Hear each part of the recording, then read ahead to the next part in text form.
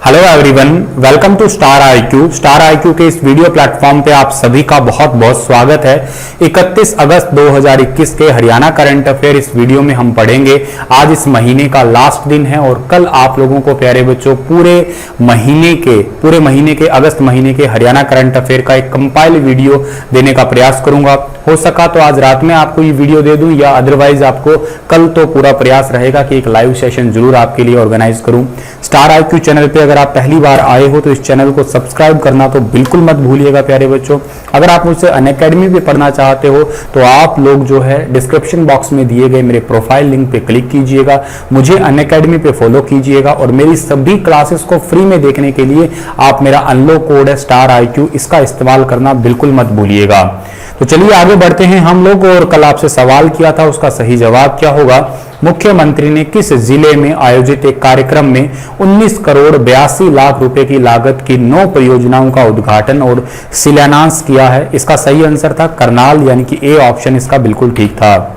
आज का पहला क्वेश्चन, मुख्यमंत्री ने हरियाणा सरकार के 2500 दिन पूरे होने पर आयोजित प्रेस कॉन्फ्रेंस के दौरान चंडीगढ़ प्रेस क्लब के लिए कितने लाख रुपए की राशि देने का ऐलान किया है?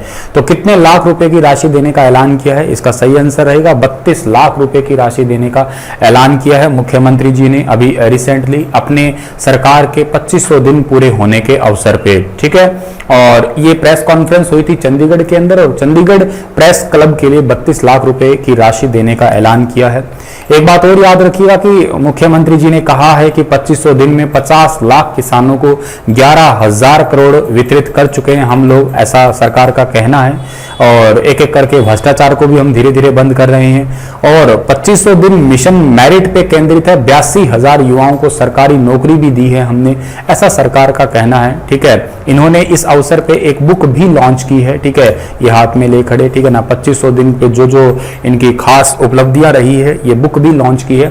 मेरा प्रयास रहेगा कि ये वाली बुक मैं अवेल करवा के और इसमें जो इंपॉर्टेंट बातें हैं वो आपको मैं पढ़ाऊं, क्योंकि गवर्नमेंट की तरफ से जो ऐसी बुक या कोई सीरीज वगैरह मैगजीन वगैरह लॉन्च की जाती है वहां से क्वेश्चन उठते हैं, ऐसा मैंने पाया है बहुत सारे स्टेट एग्जाम में, और हरियाणा के अंदर भी संभावना हो सकती है। तो ऐसा मेरा प्रयास रहेगा, अगर किसी बच्चे को ये बुक मिल जाती है तो इसका PDF मुझे वो सेंड कर देना।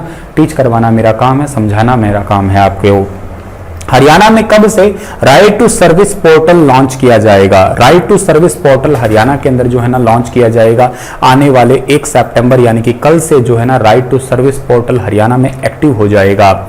और समय पे काम पूरा न होने पर उच्च अधिकारियों के पास ऑटो अपील की जा सकेगी इस पोर्टल के तहत। मतलब ये पोर्टल मेनली इतना ही काम करेगा, अगर कोई काम टाइम पे मान लेते हैं कोई काम होना चाहिए था आपका 15 तारीख का काम होना चाहिए था महीना को, लेकिन वो काम पूरा नहीं हुआ तो अपने आप ऑटो अपील जो है ना उनके पास चली जाएगी। राइट टू सर्विस के अंदर यही बात आएगी, तो ये बात आपको याद रखना है। और राइट टू सर्विस का प्रावधान है 1 सितंबर को जो इस पोर्टल को लॉन्च कर दिया जाएगा। मतलब सरकार भ्रष्टाचार को खत्म करना चाहती है, इस करके ये वाला पोर्टल लॉन्च किया है अभी रिसेंटली, और ये वाली बुक तो लॉन्च करी है। ठीक है, पैरालंपिक्स में हरियाणा के किस खिलाड़ी ने भाला फेंक खेल में वर्ल्ड रिकॉर्ड के साथ स्वर्ण पदक जीता है? पैरालंपिक के अंदर जो है ना वो भाला फेंक खेल में वर्ल्ड रिकॉर्ड के साथ में स्वर्ण पदक जीता है। ये तो बहुत गजब का नाम अब हमारे आगे आ गया है। ठीक है, और ये नाम है सुमित आंतिल। ठीक है ना, यानी कि ए ऑप्शन जो है इस पर्टिकुलर क्वेश्चन का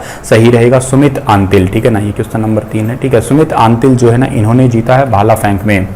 सुमित ने सामान्य एथलीट के बीच भाले को 66.43 मीटर की दूरी पे फेंका था एक बार, और ये इनका वर्ल्ड रिकॉर्ड था, लेकिन इनके कोच ने जो है ना किसी को नहीं बताया और इस बात को छुपा के रखा। अभी रिसेंटली जो है ना इन्होंने ऐतिहासिक रूप से पैरालंपिक के अंदर जो है ना वो 68.55 मीटर दूरी पर भाला फेंका है, और इनके कोच का नाम है नवल सिंह। इन्होंने ही इसके जो है ना ये ऑफिशियल जानकारी दी थी कि पहले 66.43 का भी वर्ल्ड रिकॉर्ड था, अब वाला तो ये खुद का ही रिकॉर्ड इन्होंने मानिएगा तोड़ दिया है। ठीक है ना, और भारत में आयोजित इंडियन ग्राम प्री में जो है ना पहले इन्होंने रिकॉर्ड तोड़ दिया था ऑलरेडी। अच्छा, इनका जन्म वाली एक थोड़ी सी बात है। न्यूज़पेपर में कई जगह लिखा गया कि ये हरियाणा के रोहतक में 1998 में जन्मे हैं सुमित, लेकिन जन्म इनका हुआ है तो शायद ये ननिहाल पक्ष रहा होगा, लेकिन वास्तविक ये रहने वाले हैं सोनीपत के गांव खेवड़ा में। तो थोड़ा सा कंफ्यूजन है यहाँ पे, ठीक है ना। मतलब ये कंफ्यूजन आपके आगे क्रिएट हो सकता है जब न्यूज़पेपर आप अलग अलग पढ़ते हो। तो मैंने इसे कईयों में पढ़ा, तो जहां पे एक आध न्यूज़पेपर ने तो रोहतक लिखा है, बाकी सभी में सोनीपत के गांव खेवड़ा में है, ठीक है ना। ये इनका ननिहाल पक्ष हो सकता है, लेकिन ये तो इनका जो निवासी स्थल है वर्तमान का, ठीक है। 2015 में एक सड़क दुर्घटना के कारण इनके घुटने से नीचे का पैर जो है वो कट गया था। इस करके बाद में जो है ना इन्होंने बड़ी हिम्मत रखी और आज इस मकाम पे है। ये कई सारी उपलब्धि है, विश्व रैंकिंग में भाला फेंक में F64 वर्ग 1 में रजत पदक है, पेरिस ओपन हांडी स्पोर्ट 2019 में रजत पदक ही इन्होंने लिया है, विश्व पैरा एथलेट्स चैंपियनशिप दुबई 2019 में। अगला सवाल है कि हरियाणा पिछले वर्षों में अपने किसानों को गन्ने के लिए देश में सबसे अधिक MSP मिनिमम सपोर्ट प्राइस का भुगतान कर रहा है, कितने सालों से? पिछले 7 सालों से। मैं आपको बता देता हूं, हरियाणा के अंदर वर्तमान में जो है ना 350 रुपए प्रति क्विंटल गन्ने का भाव है, जो कि भारत में सबसे ज्यादा है। थोड़े टाइम पहले होता था ये 340, लेकिन अब हो गया है ये 350 हो चुका है। कुछ मेन पॉइंट पढ़िएगा आप लोग, गवर्नमेंट के जो सिविल सर्विस एग्जाम देना चाह रहे हैं उनके लिए काम के पॉइंट है ये। एक तो गन्ने वाला हो गया, शुगर केन वाला पॉइंट हो गया, लास्ट 7 ईयर से सबसे ज्यादा हो रहा है। एक है हरियाणा जो है ना वो 10 ऐसी फसलें हैं जिनको MSP पे काउंट करे रख रहा है, जैसे कि चावल है, गेहूं है, सरसों है, बाजरा है या मूंग है, और इसके अलावा जो है ना आपका ग्राम चना भी हो गया, ठीक है ना। अच्छा, मक्का हो गया, मूंगफली होगी, सूरजमुखी है, कपास है, ये सारी की सारी फसलें जो है ये MSP पे है। ये एक इंपॉर्टेंट है। 7,000 रुपए प्रति एकड़ मेरा पानी मेरी विरासत योजना शायद आपको मैंने पढ़ाई होगी। अगर कोई धान के अलावा दूसरी कोई खेती करता है तो उनको मिलेंगे। और इसके अलावा हरियाणा के अंदर जो है ना वो 12% इंटरेस्ट दिया जाता है अगर 72 घंटों के अंदर उनके जो अकाउंट में पैसे ना आ जाए, MSP वाले अगर आई फॉर्म कटने के बाद में। अच्छा, इसके अलावा क्या बात आती है, 5,000 का प्रति एकड़ पर एकड़ जो है ना इंसेंटिव मिलता है जिन्होंने जो है ना अगर अपने खेतों के अंदर डायरेक्ट सीडिंग राइस टेक्नोलॉजी को अपनाया है, रोपण की बजाय डायरेक्ट सीडिंग राइस टेक्नोलॉजी को अपनाया, तो उनको 5,000 रुपए का हर एकड़ का इंसेंटिव मिल रहा है। हरियाणा और क्या कर रहा है, 1,000 रुपए पर एकड़ का जो है ना वो दे रहा है, क्या इंसेंटिव दे रहा है, किस लिए? मैनेजमेंट और किसके लिए? अगर कोई धान के खेतों में स्ट्रो या लिंकेज सिस्टम को यूज कर रहा है। इसके अलावा भवंतर भरपाई योजना है, ये एक आपकी बागवानी की बहुत इंपॉर्टेंट योजना है जो कि चल रही है। लो कॉस्ट पे बहुत सारी वैरायटीज जो है ना किसानों को यहाँ पे मिल रही है। के अलावा हरियाणा में अगर माइक्रो इरिगेशन की बात करते हो तो उसमें 85% की सब्सिडी दी जा रही है हरियाणा के अंदर। तो इतनी सारी चीजें आपको यहाँ से याद रखनी है डियर। अगला सवाल है आपका कि डिस्कस थ्रो F56 में योगेश कथुनिया ने कौन सा पदक जीता है? डिस्कस थ्रो में F56 में योगेश कथुनिया ने जीता है कांस्य पदक, यानी कि सी वाला ऑप्शन जो है ना इस सवाल का हमारा वो बिल्कुल ठीक रहेगा।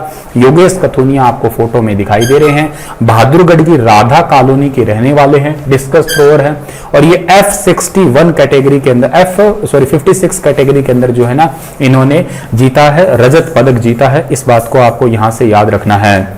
बहादुरगढ़ के इंदिरा मार्केट निवासी पैदल चाल खिलाड़ी भी थोड़ा टाइम पहले जो राहुल रोहिला थे, उन्होंने भी ओलंपिक में भाग लेके देश का नाम रोशन किया ही था। और जो योगेश है ये 1997 में जन्म हुआ था, 2006 में इनके हाथ व पांव का पैरालाइसिस हो गया, लकवा हो गया था। कुछ समय के बाद में हाथ तो कुछ ठीक हो गए लेकिन पांव ठीक नहीं हो पाए, तो फिर भी इन्होंने हिम्मत नहीं हारी और देखिएगा आज मकाम तो हासिल कर ही लिया।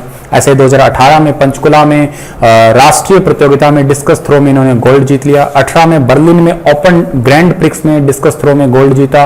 18 में इंडोनेशिया में एशियन पैरा गेम्स में इन्होंने चौथा स्थान लिया। 19 में फरीदाबाद में जो राज्य स्तरीय प्रतियोगिता हुई थी उसमें गोल्ड लिया था। 2019 में Paris Open Grand Prix discus throw में गोल्ड दिया था। 2019 में जो है ना दुबई में वर्ल्ड चैंपियनशिप में कांस्य जीता और 2021 में बेंगलुरु में राष्ट्रीय प्रतियोगिता में डिस्कस थ्रो में भी गोल्ड जीता था इन्होंने, ठीक है ना। तो ये पॉइंट जो है ना आप लोगों को यहां से याद कर लेना है डियर, ठीक है। अगला सवाल है हमारा, किस जिले की खिलाड़ी कीर्ति ढुल ने दुबई में आयोजित जूनियर एशियन बॉक्सिंग चैंपियनशिप में स्वर्ण पदक जीता है? ये है कैथल जिले की, यानी कि डी ऑप्शन इस सवाल का ठीक रहेगा हमारा। कैथल जिले की है, देखिएगा आप देखिएगा यहाँ पे कैथल जिले की कीर्ति ढुल है 81+ किलो भार में स्वर्ण, संजना 81 किलो भार वर्ग में रजत और लासू यादव जो है कांस्य पदक जीता है इन्होंने और देश का नाम तो रोशन किया ही है। दुबई के अंदर ये प्रतियोगिता हुई है, ठीक है ना। और इससे पहले तीनों खिलाड़ियों ने सोनीपत में हरियाणा मुक्केबाजी संघ की ओर से जूनियर नेशनल बॉक्सिंग चैंपियनशिप में गोल्ड मेडल जीता था। दुबई जो है ना, इसकी कैपिटल आपका ये यूएई है। यूएई की कैपिटल अबू धाबी है। यहाँ के राष्ट्रपति खलीफा बिन जायद अल नाहयान है, याद रखिएगा आप लोग। करेंसी दिरहम है। दुबई में ही वैसे एक यूथ चैंपियनशिप चल रही है, उसमें पंचकुला की बेटी प्रांजल ने भी गोल्ड जीता है। ये भी आप फोटो में प्रांजल को देख रहे हो, ठीक है। ईरान के तेहरान में इस बार भारत की टीम में हरियाणा से कितने खिलाड़ी शामिल हुए हैं? ईरान के तेहरान में इस बार जो है ना, भारत के 2 खिलाड़ी शामिल हुए हैं, यानी कि ए ऑप्शन जो है इस पर्टिकुलर क्वेश्चन का वो आंसर सही रहेगा हमारा।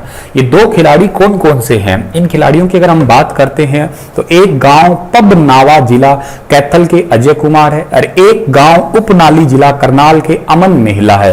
ये शामिल हो रहे हैं अंडर 19 वॉलीबॉल विश्व चैंपियनशिप में, ठीक है ना। 24 अगस्त से 2 सितंबर तक अंडर 19 वॉलीबॉल विश्व चैंपियनशिप की प्रतियोगिता है, उसके अंदर ये शामिल हुए हैं।